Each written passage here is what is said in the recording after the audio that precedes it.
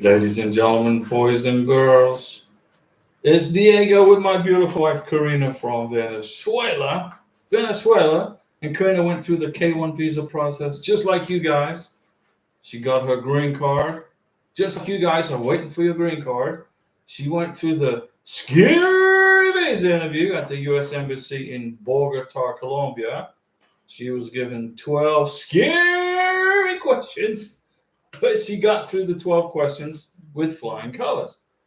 So here we are on November 9th, 2024. It's almost Christmas. It's almost Thanksgiving. What I mean, Halloween's already gone. It's now closing in on Thanksgiving. Soon it's going to be Christmas, and then it's going to be 2025, and then you guys are going to start seeing all your green cards start rolling in, coming in the mail. Hannah, hi all. What's going on, Hannah? How is you? How are your family? How's everybody? We hope you're doing well. It was a pretty warm day today considering it's November, but that's good because I don't like cold weather. So I'm all in with warm weather. But this is your YouTube channel for your live stream to ask me questions, okay? On immigration, whatever you want to ask me questions about on K1 visas, green cards, spousal visas, or tourist visas. But I don't have a clue about work visas or student visas. Hannah, congrats to you for electing Trump. Yes, that gets a Mountain Dew salute. Now, this isn't a political channel. This is a K1 visa channel, but, okay, we had to decide on election day between communism or capitalism. And the Americans said, we want capitalism. So a Mountain Dew salute to President-elect Trump. Now our country's going to get back on track. And hopefully all these wars will stop. All these crazy wars, okay? President Trump was not happy when President Bush ordered the invasion of Iraq. All of our Iraqi friends were like, what the heck? Why'd you do that? And Trump said it was that the Middle East was basically blown up by President Bush and the Congress who approved it. And Trump's going to stop all this nonsense, all these bombing people. Oh, let's go bomb people. No. Let's keep the embassies open so you can get your freaking visas. Right? If you're in Iraq right now with an American citizen sponsor, you can't go to the embassy in Baghdad because why? What? Because of Bush's invasion all those years ago. So let's see, hopefully Trump will stop all this senseless killing. Hannah, as I see, Trump will make new rules for immigration. Yeah, he's going to make, well, actually, he doesn't need to make any new rules for immigration. He's just going to enforce the rules that the Congress has adopted 50 years ago. If you want to come to America, we welcome you, but come here legally. Don't be sneaking across our freaking border. We don't know what kind of diseases you have. We don't know what your police record is. We don't know if you're a good person or a bad person. We don't know. So there's a process in place, which we go through, which Karina went through, which you are all going through to come here legally so you can be happy campers and enjoy your life here in the United States. Okay? President Trump is going to enforce that.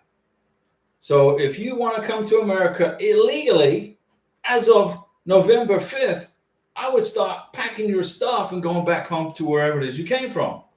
Because Trump's going to find you and he's going to deport you if you came here illegally. I'm serious. He ain't playing. However much it costs is irrelevant. Hannah, thank God I'm here legally. Vice K1 visa and waiting for my adjustment of status. Hannah gets a Mountain Dew salute. We are glad you are here, Hannah. Karina's here legally. She has a green card. She can go to work. She can drive a car. She's a free American living in America from Venezuela. Okay? She did it the right way.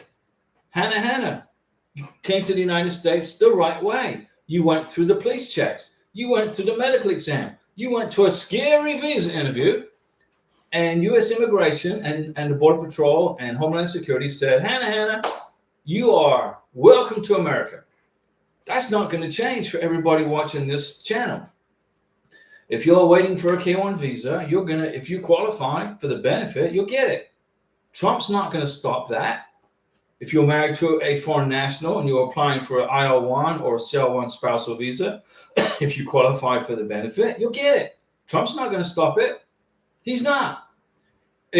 When you get to the United States and you get married within 90 days, and you file a strong green card application, you'll get it. It may take 9 months because their immigration's so busy, but is Trump going to block you from getting your green card? No, not at all. He's going to say, welcome to America.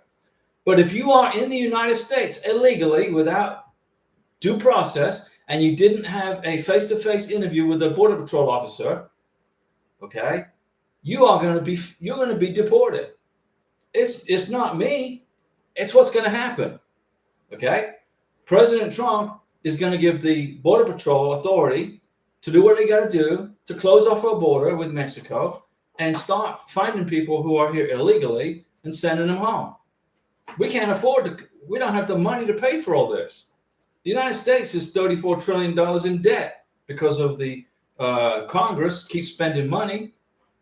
So now that Trump is the elected president, all the Border Patrol agents and immigration folks who've been spending all this freaking time processing bogus asylum visas can now focus on you guys and get you here quicker, right? It's gonna reduce the workload of the immigration, where they can focus on K1 visas, green card applications, spousal visas, even tourist visas. You see what I'm saying? Trump has not done anything that's gonna stop you from becoming a legal permanent resident. And when you fill out your N400, you become a U.S. citizen during the next 4 years. So let's say you get your green card, like Karina got her green card June of 25th of 2024. By 2027, she'll be a U.S. citizen. By June of 2027, July 2027, somewhere in there, she'll get a letter from President Trump saying, Karina, welcome to the United States. Thank you for following the due process and doing it the right way. But I'm here right now to ask you and to help you. What can I do to help you get your K1 visa? Don't worry about President Trump. Okay? A lot of people are like, oh, my visa's not going to get approved. Yeah, it's going to be fine as long as you qualify.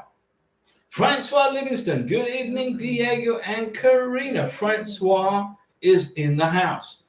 And Francois lives in upstate New York. Now, I love New York. I lived in Staten Island for a very brief period of time. But the weather sucked, so I moved from Staten Island to Florida in 1982. I want to be warm. I don't want to be freezing cold. But if you like being cold and you like the four seasons, and you like to watch the leaves fall off the trees and sit around bonfires freezing your butts off, then live in upstate New York. The people are wonderful. And Francois brought hammock to the United States from Morocco via the United Arab Emirates. And that was a long process. But Francois did it legally. She followed the rules. She did what she was supposed to do. And guess what? The consular officer at the embassy in the United Arab Emirates said, Hamid, congratulations, your visa's approved. And guess what? He's in America right now, in upstate New York, getting ready to learn what snow's all about. Although I don't know if Hamid experienced snow in Morocco. He probably did. I think they have snow in Morocco. Francois Livingston, it's official now, Diego and Karina. Francois is now Mrs. Hamid. Oh, that's good news, Francois. Mrs. Francois is now Mrs. Francois Hamid. Congratulations. You get a Mountain Dew salute triple. We watched you go through a horrendous process, a very slow, difficult process, and you had to fix all kinds of stuff because you weren't sure how to do the process. And then you found this channel, the K1 Visa channel. You found it, and you learned how to do it, and now you're married to Hamid. Now the fun green card process starts. That's right. Now, Francois, you got married. Congratulations. Now, don't be in a rush to file for the green card. You don't be in a rush to file for your green card. It's November. File for your green card in January of 2025. January, right there, right at the end of January. That gives you enough time to put a grand, fantastic green card package together. Francois, this channel was a godsend.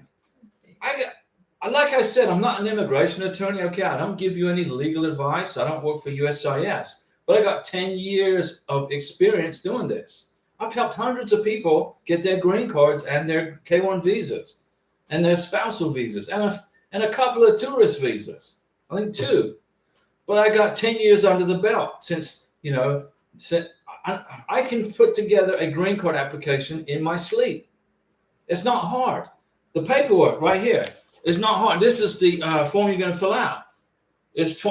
Francois, it's 20 pages long. Well, Hamid's going to fill it out, but you're going to help him. It's the application to register permanent resident status, USCIS form 485. But you, Francois, are going to fill out form 864, which is the affidavit of support. And you're not going to mess up the family size. Your family size on the bottom of, I can't remember what page it is for the 864, but your family size is going to be 2. Okay? So the 864 is right here. It's only 10 pages. You can't mess this up. And on page 4, Francois, family size right here, that number right there is going to be 2. You can get some white out. I don't know. I got the pixie dust here. But you can get some white out like this. Okay. And you see where that 1 is? Because that's automatically generated. Sorry, Karina. That's automatically generated. I don't want to block Karina. It's automatically generated by immigration. So you get some white out and you cross it out. And then you write 2 in there for your family size, Francois. And we're going to put pixie dust all over your green card application.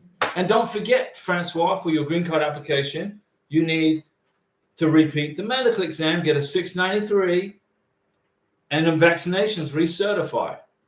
Okay? You got to include the I-94. You got to get pictures of your wedding for the green card application. Take a weekend somewhere, go down to New York City and take a weekend and spend a weekend in New York City as a honeymoon. And then get pictures and, go up the Statue of Liberty, go up the Empire State Building, get all these pictures and then put them in your green card application. Hannah, I see Trump will make new rules for immigration. Yes, if you are in the country illegally, you are going to be kicked out of here. Ajali, good evening, Diego and Karina. Happy Saturday. Now, Karina has to remind me what day it is because I'm retired I'm retired 3 times. I retired 3 times. I retired from the Navy. I retired from selling Mercedes. And I retired from being in real estate. And now Karina she's doing great at her job, and I'm just doing YouTube stuff for you guys. So I'm not sitting around doing nothing. I'm always working. I'm planning stuff for you guys. New videos, so you don't get lost in this K-1 visa application. Jeff Mantok, Diego, does the receipt number on the green card application mean anything? Does the receipt number on the green card application mean anything? On the green card application, what do you mean? The 797? Explain green card application. What do you mean the green card application? Are you talking about the 485? Are you talking about the USCIS form 485? USCIS form 485, is that what you're talking about? The application to adjust status? You got to put your wife's green card number, her alien number on here, not I don't see the receipt number. I'm not fully understanding your question. On the green card application, does the receipt number mean anything? Yes, the 485 receipt. It's not a receipt. The 485 is a 20-page document you got to fill out. The USCIS form I-485 is a 20-page document. Okay? And you're going to start right here. and you're going to come across here, and you're going to put in your wife's alien number, an alien registration number, which is on the NOA2 letter. And then you're going to fill it out, or you're going to help her fill it out. But you don't need it's irrelevant. The receipt number for the NOA2 letter is irrelevant now. Now you're working off of an alien number, off of an alien. No, that's what you're going to be filling out. Okay? So don't sweat it. Don't worry about the receipt number. Ajali is congratulating Francois, and Francois is thanking Ajali. You're next, yes. And Renes is in the house. Now, Renes is from Texas, the great state of Texas. It was totally red. The state of Texas went red for Trump.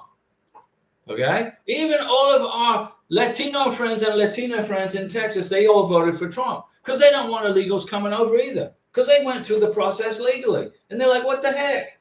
I sound like Peanut, right, from Jeff Dunham. What the heck? Texas went for Trump, the whole state, except for a little bit around Austin and a little bit here. Redness.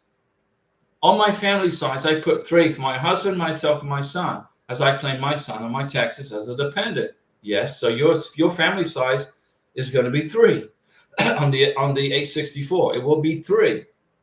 Okay? But be careful when you fill it out, because you're going to put yourself right here. So, McCrean, come here. So, you're going to see right here. You're going to put there's you right there, Ren S. There's your new husband from Ghana, right? Was it or Morocco? Where is he from? Ghana or Morocco? Ghana, I think, from Ghana, right? So that's your husband. That's you. If you're currently married, you put 0 there. You put a 0 there. If you have any dependent children, you're going to put 1 there. So that's going to be 1, 1, 1, and the total is going to be 3. You got it? You can't beat this, right? Free. It's free info. An immigration attorney would charge you $500 for that. Francois got it. Red S on the I-485. No, on the I-485. That's where he is applying for his green card. You fill out the 864, and the family size is on page 4 of the 864. Francois got it. Benay Mohammed. Hi dear, hello Diego and Karina. I am in Virginia, beautiful Virginia, on K1. We got married. Congratulations, Mandu salute. But we haven't sent our green card application in yet. I-94 will expire November 25th. Don't worry about it. So we have to send it before that date? No, it's not a problem. You got to get it sent at least within 6 months. You don't want to go past 6 months from the date the I-94 started. So look on your I-94 and the start date. You got 6 months from that start date to file for your green card. But I strongly recommend you file for it, if you can, within those 90 days. So you get your green card a lot quicker. You want to get your green card as quick as you can, right? So the longer your green card application sits on your dining room table, it needs to be in the hands of immigration. But you don't want to submit a weak package. You want to submit a strong package. So you get married, like Francois just got married. You wait about 60 days, 50, 60 days. You put a green card package together and you submit it. If you can get it done within 90 days of your I-94, that's great. But if you can't, don't worry about it. But don't go past 6 months, because then there's a problem. So you got 6 months to do it. Ren S, congratulations, Francois. Ren S, wish you both the very best. Francois, my best friend, is a professional photographer, and she's going to have over 50 pictures for us to choose from. Well, great. That's fantastic. Submit about 20 for the green card application. Out of those 50, you just need about 20. Jolly, Francois, I know. Yeah, Jolly's Dominican Republic all the way, baby. Dominican Republic. She's going to be there. Jeff Mantop, the 485 receipt. That's the receipt number for that is just so that you can keep track of your case on your phone. You know, you can use the receipt number to track your case, to track the process of your green card. Okay, that's what you can use the receipt number for. Francois, thank you, Ren S. Hope you're doing well. Ren S, does immigration ever pay us surprise visits while our adjustment of status is in progress? If you submit a weak green card application, if you put together a pitiful green card application with hardly anything in it, you will get a surprise visit, no doubt, at 5 o'clock in the morning. Why would immigration come to your house at 5 o'clock in the morning? They want to see if you're in bed together in the same house. I'm serious. If you submit a pitiful green card application, it's weak. You just got the bare bones to pass the test. You're trying to get a C when you should be trying to get an A. You file a green card application that's a C minus, and what you need to do is submit an A plus. If you submit a C minus package, you're going to get a visit from immigration. They might do it. They might come and knock on your neighbor's door. Hey, does so and so are they living together next door? They could. Immigration's going to watch you.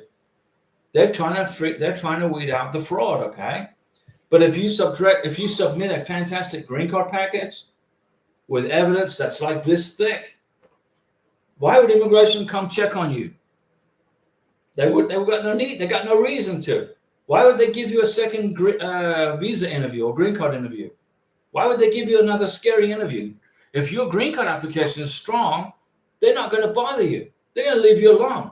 They're going to focus on those guys who are not so strong in their green card application. So Ren S, yes, immigration can come to your residence, and they usually come in at 5 or 6 o'clock in the morning to catch you at home. And they ask your neighbors questions. Hey, it could happen. So it all depends on how strong your green card package is. Jeff Bantock, the receipt they send for the I-485. Use the receipt number on that to check your status. Use your cell phone, your iPhone or Android. Go into your USCIS online account. Put the receipt number in there, and you can check the status of your green card application. Ren S, to Francois, I'm well, thank you. Ren S, we had a simple court marriage and dinner, had cheese factory. Yum, cheese factory. Fabbrica di queso is a restaurante. Just my husband and I, we used those pics to send for the adjustment of status. Very good. Excellent for Ren S. Ren S, I sent over 50 pictures of my new plus old pics and separate wedding pics. Yeah, that's plenty. Very good, Ren S. Congratulations. Good job. You've been a good student. I used your videos to help me fill out the paperwork. That's why I made the videos, so you don't have to be calling an immigration attorney. Hey, can you put together my green card application, please, Mr. Immigration Attorney? Yeah, sure. You got $5,000? I'll knock it out for you. But if you watch the videos I've made, it won't cost you anything. Just go buy a bag of popcorn and watch the videos. And then you can put the green card application together, save $5,000. Use that money for a honeymoon, for a wedding dress, for whatever. So I'm glad the videos helped you, Ren S. Remember, I've been doing this for 10 years, okay? I know how to do this. I don't give you legal advice, but don't forget that. Ren S, we didn't have a honeymoon. Well, we didn't either, but we're going to go and have one.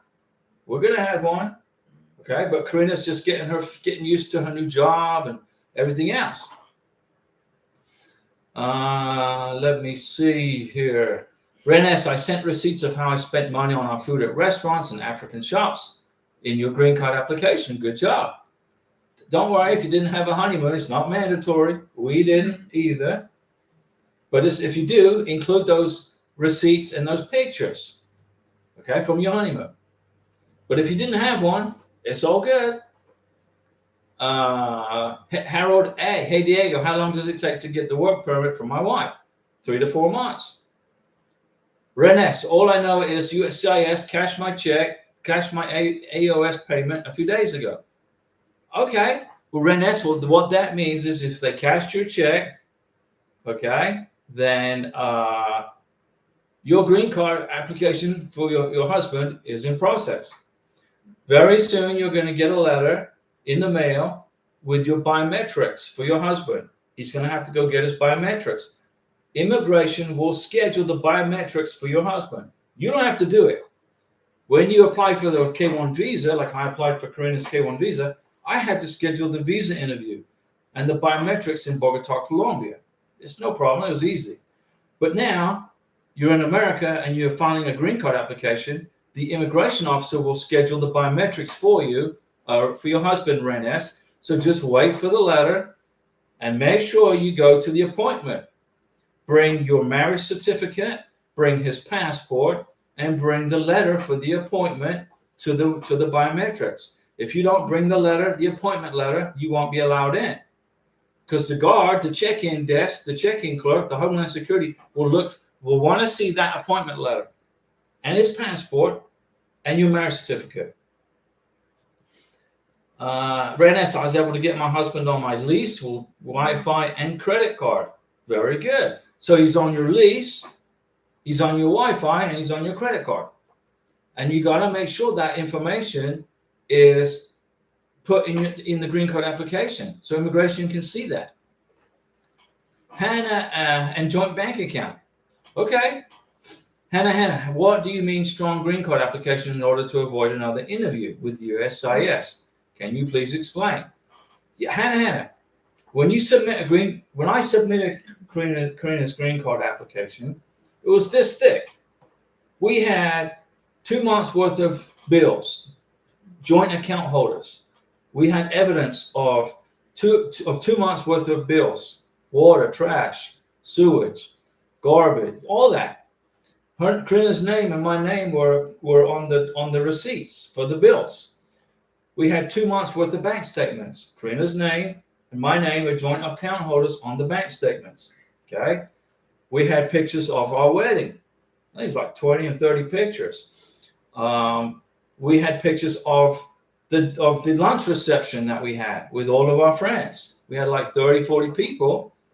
And I got a selfie picture of all of us in one group shot. Okay. It's about 25, 30 people in the picture. And I wrote their names down. If you submit a strong green card application with lots of evidence of your commingling of funds, living together, putting your new husband or wife on the title to your car, on the lease agreement to your apartment, or a deed to your house, or whatever, you got to show commingling of funds and commingling of assets. Okay, if you can do that, and immigration will be happy to see that. And if they have total confidence that you guys are good, there's no need for them to schedule another interview. They don't have time. Immigration's busy. But if you submit a green card application, that's just the bare bones. You don't include any pictures from your wedding. All you do is send in the marriage certificate, the I-94, the passport, biographic pages, the birth certificates, and all that. Just a basic application, which is a C- application. More than likely, they're going to ask to see you in person. Mohammed Fayal. Hello, Diego. How you hope everything is fine? We're good. I'm in Texas, the great state of Texas with my wife. I'm still waiting for my green card. It's been almost 8 months. That's okay. Hang in there, Mohammed. It takes between 6 to 9 months to get it. And Howard asks, how long does it take to get the work permit? About 3 to 4 months. But Mohammed, relax. You're going to get your green card. You didn't get an RFE letter. Did you go to your biometrics, Mohammed?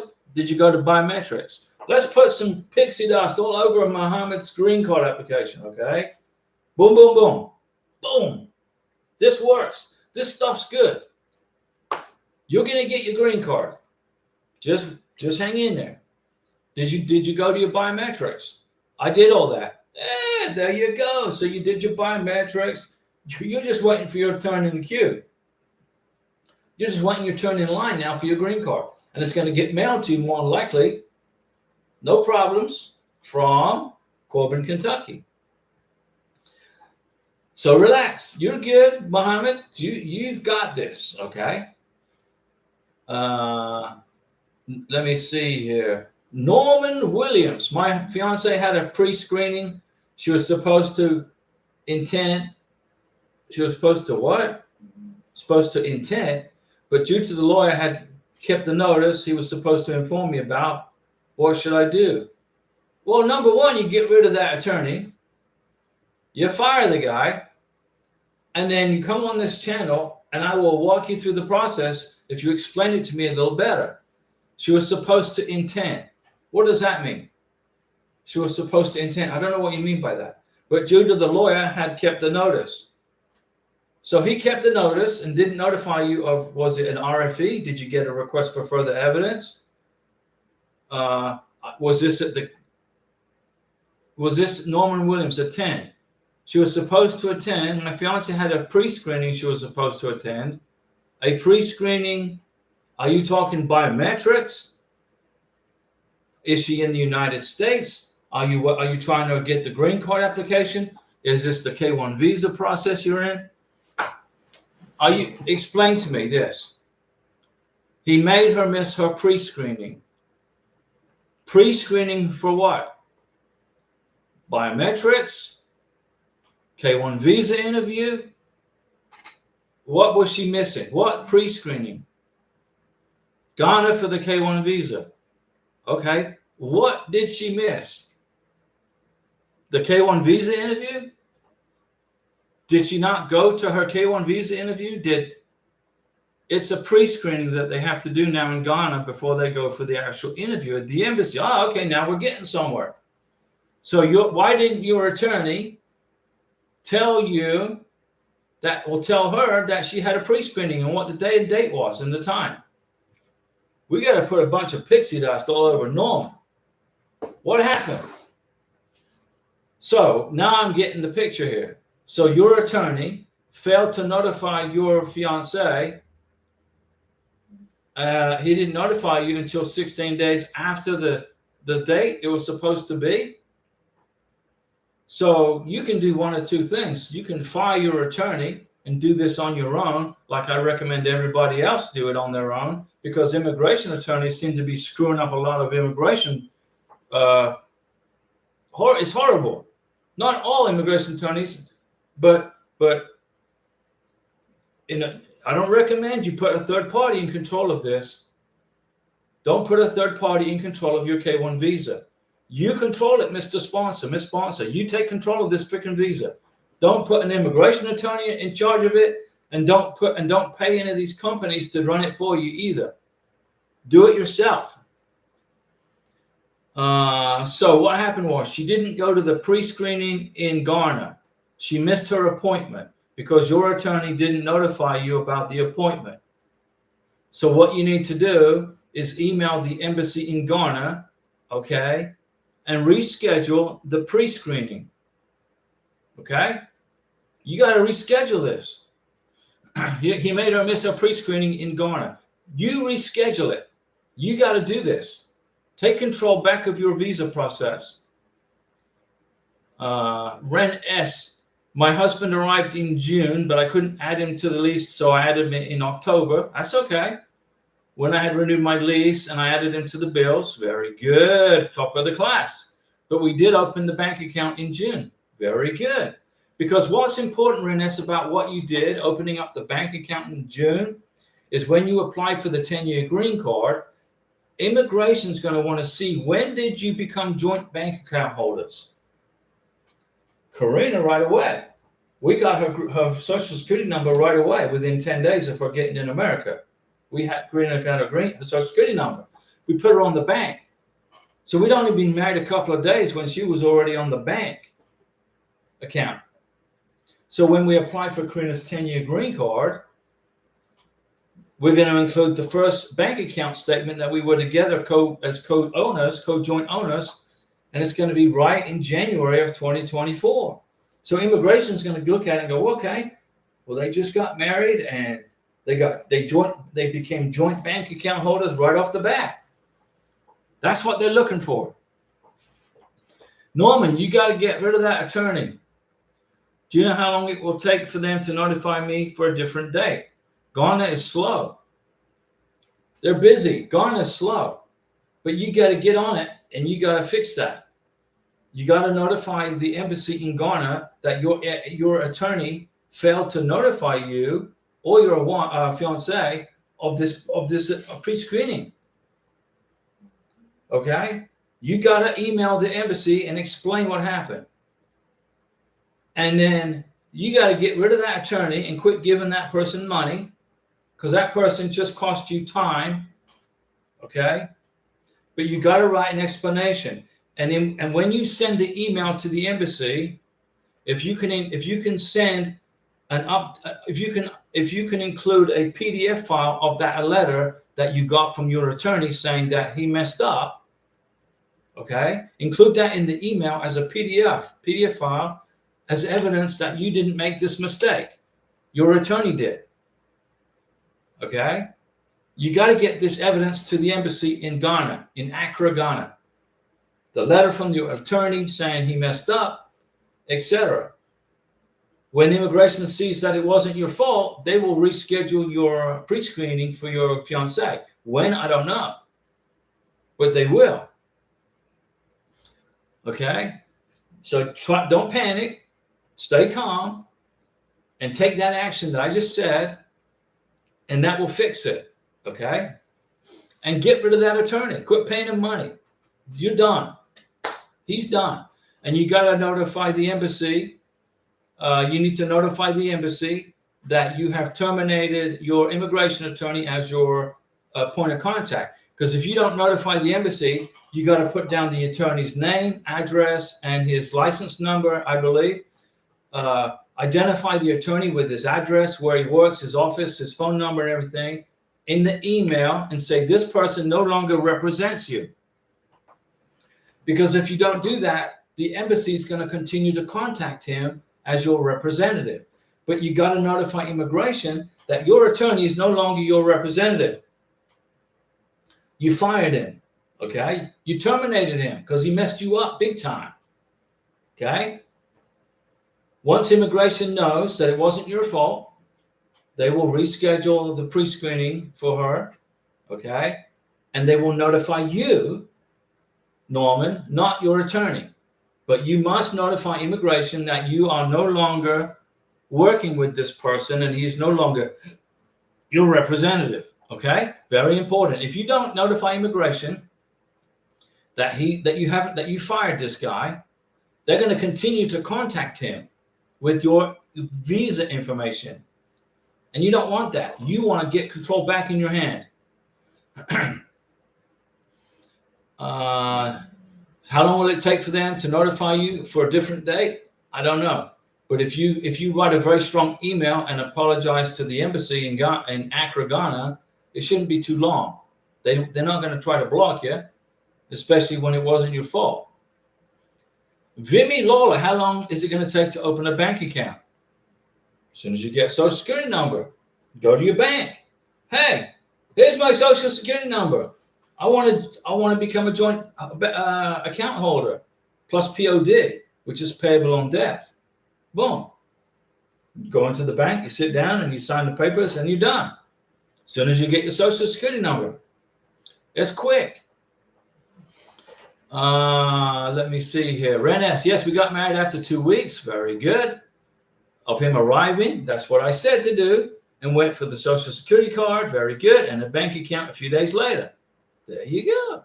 Ren S. You followed closely. You're smart. I tell you, folks from Texas, they got it together.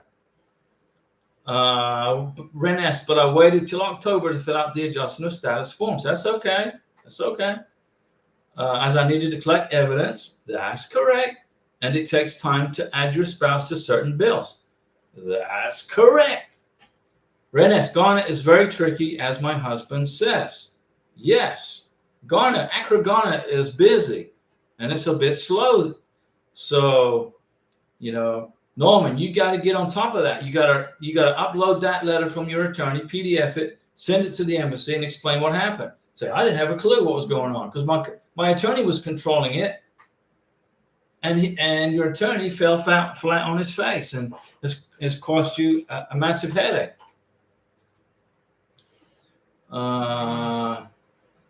So Norman got it. Vimy Lawler, where should I go and apply the Social Security card? You go with your I-94. Do you have your I-94? Vimy, talk to me. Do you have your I-94? You got to take your I-94 and your passport with the K-1 visa in it to the Social Security Administration, wherever you live.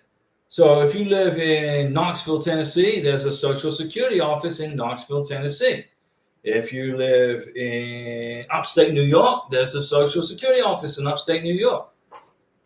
Go to the Social Security office with your I-94 and your passport, and the Social Security Administration persons.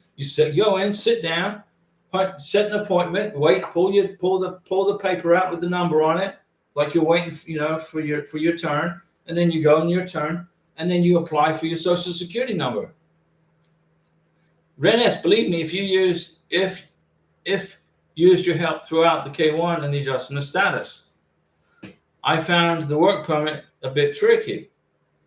It's not tricky. The work permit's easy. You just fill out the form for the work permit. Was it the 797? It's easy. The work permit, you just fill out 765. Application for employment, 765. It's easy. How many pages is it? It's 7 pages. The work permit's only 7 pages. So you can do this piece of cake. And the affidavit, I used your videos. Well, that's why I made the videos. Josias Pazeli, our friend from Argentina. Josias, Diego, to follow my green card case with a USCIS account, should I create one? Yes. My wife is a U.S. citizen. Well, we hope so. That's how you got your K-1 visa, right? She has one that we have been using.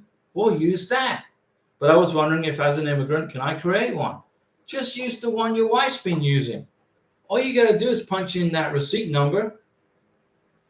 Just punch in the receipt number. Instead of making a new account, don't make a brand new account. Just punch in that receipt number, and it will tell you the status of your green card. And that's time for some pixie dust for Josias. Vimy lives in New York. All right. Renee, so far I haven't gotten rejected, but I'm confused as to how long it takes to get the work permit. It's taking 3 to 4 months. Google shows much longer timelines than before I applied for the adjustment of status. Quit going on Google. Come on this channel, and I will tell you the real deal. Okay? Mountain Dew salute. Renes, does our USCIS, which account is used to follow and apply for my K-1? Is it the same account to follow as our adjustment of status? You got a brand new receipt number when you filed for the green card. You filed for the green card. You included form G1145, and then when you got a text message with a receipt number saying you got a receipt number for the green card application and a receipt number for the work permit application. In that text message, what you got from immigration, because you included form G1145, you take that receipt number and include it, and you punch it into your online account, and it will tell you the status of your green card. Okay? So does our USCIS account is used to follow and apply for the K-1 the same as the account for adjustment of status? Yes. Don't create a brand new account. Okay? Just use the one you already have. The account, what they're looking for is the receipt number. So make sure you put the receipt number from your green card application into the USCIS online account, and it will tell you the status of your green card. If you put in the receipt number from your K-1 visa, it will tell you that your K-1 visa has been approved already and is done. Okay? Josias, the thing is, Diego, that we can't get in the account because the double authenticator code goes to an old phone number. So we'll then make a new account. If you can't get into your account because you got a new phone number, okay, create a new account with USCIS. That's why I want to create my own USCIS account. Go ahead. You didn't tell me that you got a new phone number. I didn't know that until you said it. If you didn't have a new phone number, use the old account. If you can't get access to it because of the number changed and immigration is protecting the security of that information, create a new account. I just want to know that it is okay. Absolutely, it's okay. 100% okay. You're just going to use your email account and your new phone number. Okay? So let's put pixie dust all over Hosias. Boom. There you go. Everything's working out. Guys, you're all going to get your green cards. You're going to get your green cards. Just takes time. You got to be patient. You got to get your K1 visas. Takes time. Just be patient. If you have an immigration attorney and you're paying this immigration attorney $400 for a phone call to ask a question that I can answer for free right here, why do you have an immigration attorney? I'm not an immigration attorney, but I know the answer to the questions you're asking. I got 10 years under my belt doing this. You know, I spoke to a few immigration attorneys in the past and I said, are you married to a foreign national? No. Have you ever brought a foreign national to the United States on a K-1? No. I just went to law school and studied the books and now I know how to do it. Well, great. That's fantastic. Law school is difficult and the bar exam's hard. But that person has never once brought a person to the United States on a K-1 visa. They're working off of book school. I'm in the trenches with you guys, wading through the mud and the puddles and the maze. I've been there and done it in real time. Like you guys. Okay? Renes, okay. Thank you, Diego. You're good, Renes. Renes, top of the class today. She watched the videos I made, and immigration has cashed her check. Don't use a credit card to pay for your green card application. Oh, Mountain Dew. Don't use your credit card to pay for your green card application. Don't use a credit card to pay for your K-1 visa. You can use your credit card to pay for the consular fee at the embassy. That's fine. But don't use it for your green card application. Your bank, 9 times out of 10, will block the transaction. So you're trying to score extra points on your credit card, and the bank is going to block it most of the time. Just write a freaking check or a cashier's check. Let me see here. Hosias, you're good. You can create an online account, Hosias. You can do it. Okay, Diego, thank you. Renes. Hannah, how is the weather in Florida? It's pretty warm today. Today was pretty warm and humid. It's okay, though. I like that kind of weather. I don't like cold weather. Vimy Lola, where do I get the I-94? Go into this channel. You're on this channel, right? This is your YouTube channel. And type in I-94. Just type in I-94 on this channel. Look across the channel where it says, look for a video across the channel. Type in I-94. And you'll find 2 or 3 videos that I've made on how you can get your I-94. It tells you step by step how to get it. Hosias, Diego, so it's totally okay to create a USCIS account as an immigrant, right? Yeah, absolutely. You can do that. You're good. Okay, thank you, Diego. I will create my own USCIS account as an immigrant to follow my adjustment of status. There you go. Mountain Dew salute to our friend Hosias from Argentina. And a Mountain Dew salute to the president of Argentina, President Milei. Javier. What? Javier. Argentina. A salute to Argentina. Renes, believe me, if totally understand why you said no lawyers. I learned from my K-1 lawyer nonsense. Yeah, you got rid of him. You fired your attorney and you came on this channel. And now you're happily married with your green card process going on. Right?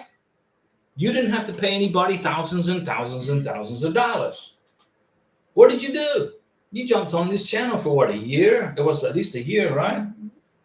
And we got you through from A to Z. And Osias has got it. He knows that he can create his own USCIS account as an immigrant. Ren S., my husband used his credit card from my account as he wanted to show immigration more proof of him on my account.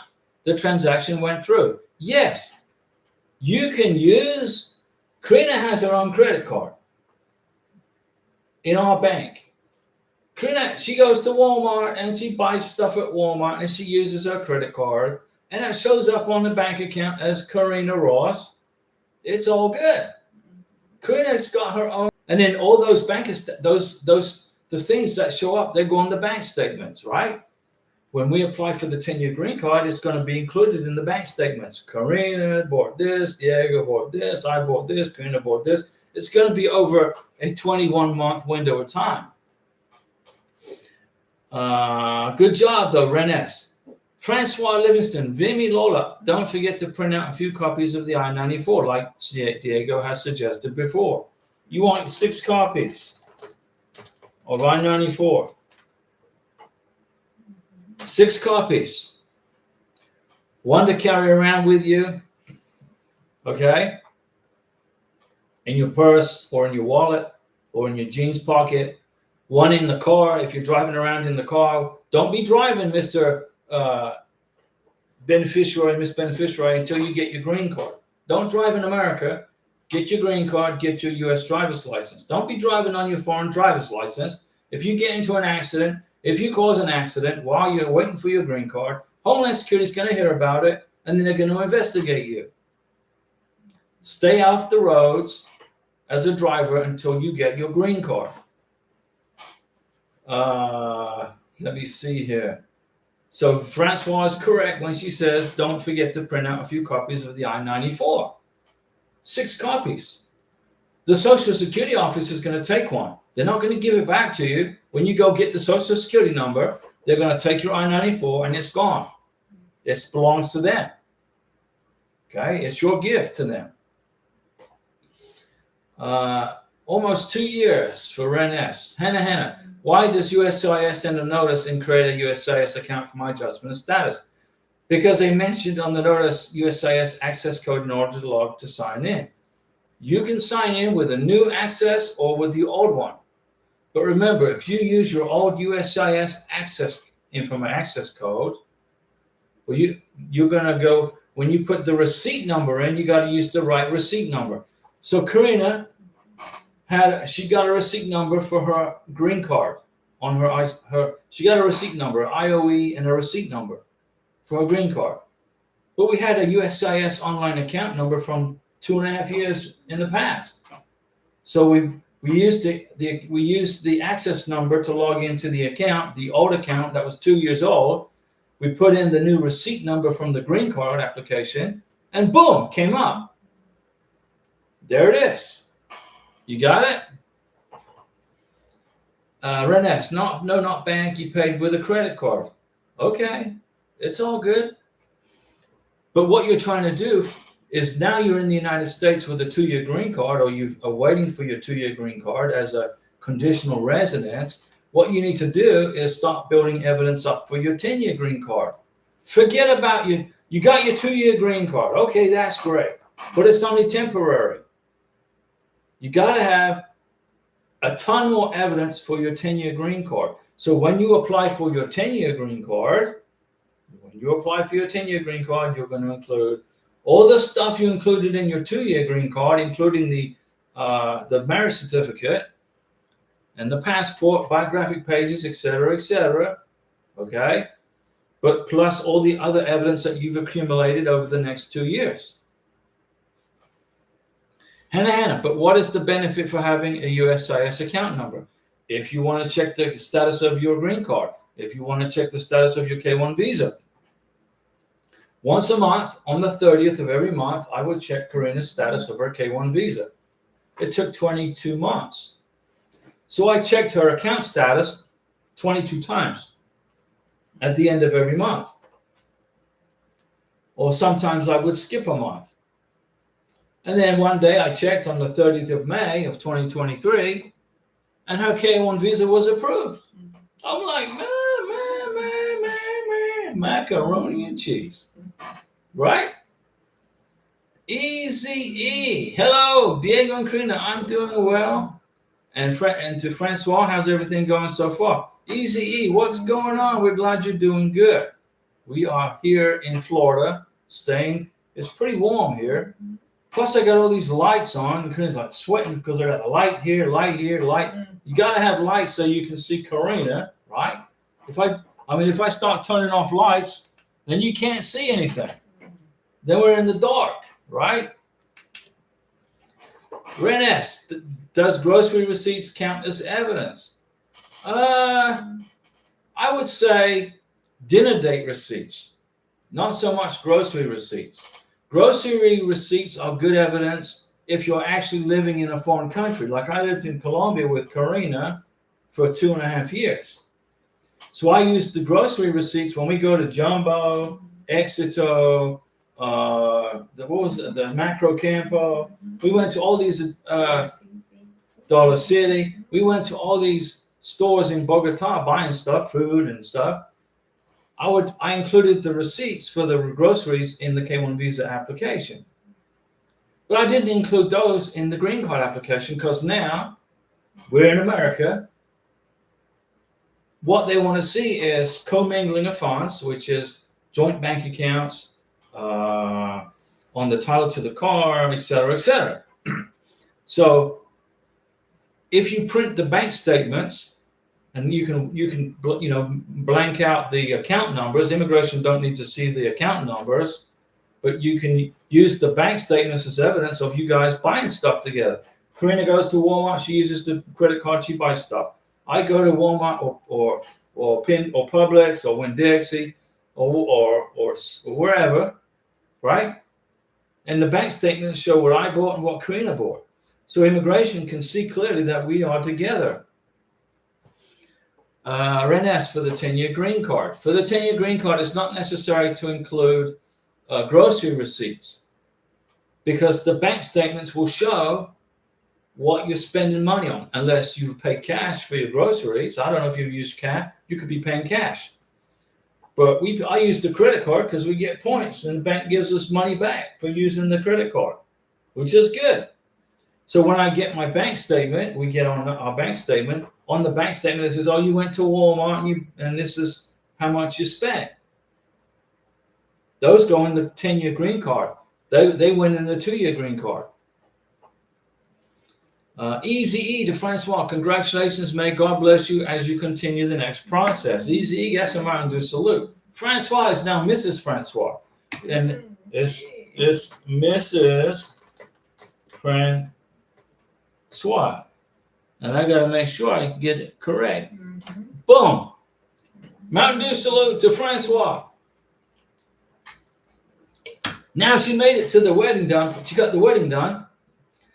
Now the heavy lifting starts with the paperwork for the green card, the I-94, the wedding pictures, the receipt from the lunch ceremony. You know, you get married, you're going to bring all your friends and have lunch together, right? Or have dinner. Whatever the case may be, you want to show that evidence in the 2-year green card application, right? You keep the receipt from the dinner reception. We went and ate at a Mexican restaurant in Navarre Beach. We had like 30 plus people there. And I got that receipt showing how much I spent on all those people for lunch, which is no problem. And I got that receipt and I put it on a piece of paper like this. There's the receipt. And I identified this is the receipt for our wedding reception at the Mexican restaurant. And what was interesting was that the waiter, the waitress, the waiter, the servers, I don't know what do we call these people now? They had written on there, "Congratulations to us," on the receipt. "Well done. We wish you a happy life together," on the receipt. I made a copy of that. It went in the green card application. Let me see. Francois, thank you, Easy. Same thing as wish for you and on all who are going through whatever process. Yeah, folks are watching this channel from all around the world. So you get maybe 20 people watching it, 10 people watching it on the live stream, and then you ask me all your questions. But the channel goes out around the world to all these to 160 plus countries, and then people will watch it at a different time. People in Africa, in Australia, in England, they watch the channel at a different time. They'll watch the live stream and they get the information. Okay. They just don't ask any questions because they're not on the live stream. So they just watch the video and learn from the video. Like right now, I don't know what time it is in England, but it's probably like 2 o'clock in the morning. So those folks are sleeping. So tomorrow when they wake up, if they're working through a green card or a K1 visa, excuse me, they're going to maybe watch the live stream. Got it, Mrs. Francois. Easy E to Mrs. Francois. I'm still in the early stages of waiting. I'm at the 8-month mark of waiting for my NOA 2. Easy E, another month. Diego says in the next month. That's correct. So I should hear something back from USCIS. So we're going to put pixie dust on Easy E's K1 visa application. And we're going to give a Mountain Dew salute to Easy E. And what does that do? That's going to put all the luck on it. And every time I do that, bam, Easy E is going to get his NOA 2 letter. Now, what does NOA mean? Does anybody know what does NOA mean? We're talking NOAs. What does it mean? I'll type it in here. Notice of action is NOA. That's what it is. Notice of action. It's a letter from immigration saying this is what we're doing. It's an action letter. It's like G.I. Joe, right? What is a DS letter? DS 160, DS 260. DS 160 is an application for a K1 visa. DS 260 is an application for a spousal visa. What does DS mean? It means, what does it mean? Department of State. There you go. Department of State. Ajali, Diego, I'm mailing my fiance his paperwork next week. Get it? Hit now. Ajali, if I remember, his scary K1 visa interview is on December 24th in the Dominican Republic. So you got to get that stuff to him via DHL. Okay? The Dominican Republic isn't that far away from the United States. It's close to Miami. You got Miami, right? And in Haiti, and the Dominican Republic. It's close. So and you need to send him the I-134. Your tax returns. Letter of intent to get married. In Spanish if you want. Right here. Right? Transcripts. Tax transcripts. What's your tax transcripts? Right? Photos. Chat logs. Right? Your I-134 has to be original, signed by you, Ajala. Tax returns, at least as many as you can get, a minimum of 2, but 3 is better. Letter of intent to get married, tax transcripts, photos from your last trip to be with each other, chat logs, all of your chat logs. So he can take all this stuff to his visa interview, unless you can get on a plane and fly to the Dominican Republic and accompany him to his visa interview in the Dominican Republic. Now, they may not let you in. They may not let you in, but you can be there. I have all the paperwork you told me to put together. Excellent. How do we do this? Very good. Very good. I don't know what I just did, but I just said 100. 100 out of 100. Good job, Ajali. That's good. And we're going to put pixie dust all over that K1 visa interview. Get all that paperwork. Now, if the consular officer doesn't ask for the I-134, it's perfectly fine. But you don't want to be in a position where you don't have that paperwork. Okay? I can't go, I'm in the middle of moving, remember. Yeah, I remember moving. I remember. Good job, Ajali. You've done everything right, okay? I'm trying to think if there's anything else you need to get to him. The I-134 tax returns, letter of intent to get married, tax transcripts, W-2s. Oh, W-2s. Okay, don't forget the W-2s. W-2s. How's that? Is that better? Because immigration may not ask for it, but they may. There you go. Thumbs up from Ajali. Now remember, when you file for the green card, Ajali, you don't have to include letters of intent to get married. That's done. You're already married. So you don't need to put a letter of intent to get married in the green card application. You don't need police certificates. That's already done. Homeland Security checked you out, checked your future husband out, done everything. The sponsor and the beneficiary do not need to include police certificates in the green card application. They don't need to include letters of intent to get married. You're already married. But you must include your last tax return that you filed, which will be 2023, right? So you're going to include when you file for the green card, you're going to include your last tax return. And on your affidavit of support, form I-864, let me make that so you can read it. On the affidavit of support, I-864, you're going to write down in there how much money you made for the last 3 years. But you're going to include your last tax return, your last W-2, and your last tax transcript for 2023. Okay? You got it? If you don't file for your taxes until April of 2025 for 2024, that's perfectly fine. Okay? But if you made a ton more money in 2024 than you did in 2023, my recommendation is you file your taxes in January once you get your W-2s of 2025 and include that tax return in your green card application. You know, like, that's what I did. When I was in Colombia for a year, 2.5 years, when my last year I was in Colombia, so my income for 2022 wasn't, you know, it wasn't like tamales, you know, but in 2023, I made more money. So I filed my taxes in January 2024 and then put that as my last tax return. So you do, Francois. I thought you had to submit 3 years of tax transcripts for the green card. No, Francois, for the green card, you need to for the K1 visa interview. Yes, at the embassy. Yes. Ajali, look at that super sticker. Ajali, you're always on it. Thank you, Diego and Karina. Ajali, you're good. That's a great super chat right there. Francois, Mountain Dew salute to Ajali.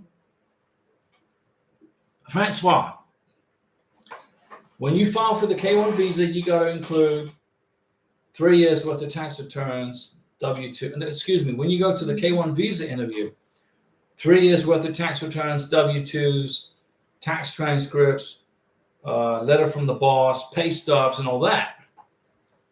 When you apply for the green card, okay, it's a different. You're going to put in there. So you're learning new stuff every day, Francois. Let me see if I can find it. This is the I-864. This is the affidavit of support. Okay. Now, I don't want to block Karina's face, but for a second, on page 5 of the I-864, the affidavit of support, listen up, Francois. You're going to learn new stuff today. On the I-864, right here, you're going to put in how much money you made in 2023, 2024, 2023, 2022, and 2021. Over here, this is the year, 2023, 2022, 2021. This is how much money you made in those 3 years on page 5 of 10. But you only have to include a hard copy of your tax return, tax transcript, W-2s, pay stubs, 6 months worth of pay stubs, a letter from the boss, etc. Francois, the consulate at the embassy, didn't even bother with any tax transcripts or the I-134. Oh, they did. They just didn't tell you. They knew how much you were making. They saw how much it was. They took the paperwork, I'm sure, or they gave it back to Hamid. I don't know, but they probably took it, and they didn't. They said it didn't show that they were bothering with it, but trust me, they were bothered with it. If you didn't make enough money, you wouldn't have got the K1 visa. They looked at it. Okay, trust me. And it's a mandatory financial disclosure document required for the K1 visa at the embassy. Okay, just because the consular officer doesn't look at it or doesn't whatever, they know how much money you make. Okay, that's what they're looking for, and it has to be an original document. There was a person in Peru. I'm always picking on Peru for some reason, but there was a beneficiary in Peru. She didn't have her I-134. Somebody told her, "Oh, you don't need your I-134." They never bother with it. They never take it. So the American citizen sponsor, who was in Peru, luckily at the time, with her, so she went to her K1 visa interview. She didn't have her I-134. And they asked her for her I-134, and she said, "Well, I didn't think I needed that form. Somebody told me I didn't need it." Well, we're asking for it. Where's the I-134? Luckily, her fiance was with her in Peru, so she called him. She got a 221G, so he filled out the I-134. He signed it, and then the next day went back to the embassy with it. And a few days later, they issued her a K1 visa. Francois, you got it. A jolly question. How do they know how much we make if they don't look at the I-134? They look at it. They look at your tax transcript. They look at your tax return. They look at it. Okay? They may not look at, you may not think they look at, they do. If they don't know how much money you make, you won't get the visa. They look at it. Okay? But here's the secret to the I-134, this Declaration of Financial Support. Bring it to the visa interview, the original, signed. If they don't ask for it, that's okay. But they're going to look at it. Okay? Don't fall into the trap where I was told I don't need this form, because that's the day that you're going to need it. Immigration is a very interesting puppy, and you're taking the puppy for a walk, and the puppy sniffs at different fire hydrants. He sniffed at this fire hydrant every day for the last 6 months, and all of a sudden he didn't sniff at this fire hydrant. But he will one day. Maybe the next walk he's going to sniff it. Don't be caught without it. The I-134, the tax transcripts, the W-2s, the pay stubs. Ajali, I don't understand. You said if they don't ask for it, then that means they won't look at it. Yes, they will. They're going to take all the paperwork. They're going to take all the paperwork from you. They're going to take it. And they might just set it over here. Okay? But they're going to see it. Do you want Ajali? You got it. They're going to take it. And Francois says they didn't bother with any tax transcripts or the I-134. Yes, they did. But you didn't. They will not issue you a K1 visa if you don't make the money. Jolly gives me another thumbs up. Okay, guys, I've been talking for an hour and 13 minutes. It's the weekend. I want you to enjoy your weekend. Have a great tomorrow. I'll make a video for you. I'll make a video tomorrow. Karina's at work tomorrow. I'll make a video. How about that? And then you can see a video. Jolly, well, he has it in his packet. There you go. Excellent job, Jolly. Top of the class. Mountain Dew salute to, and congratulations, Francois. Senora Francois, for getting married. And we will see you on Monday at 6 p.m. But tomorrow I'm going to make you a video. And Ajali, thank you for that super chat, Ajali. We'll see you guys on Monday. What day? Monday. Karina's learning English. She said she's good.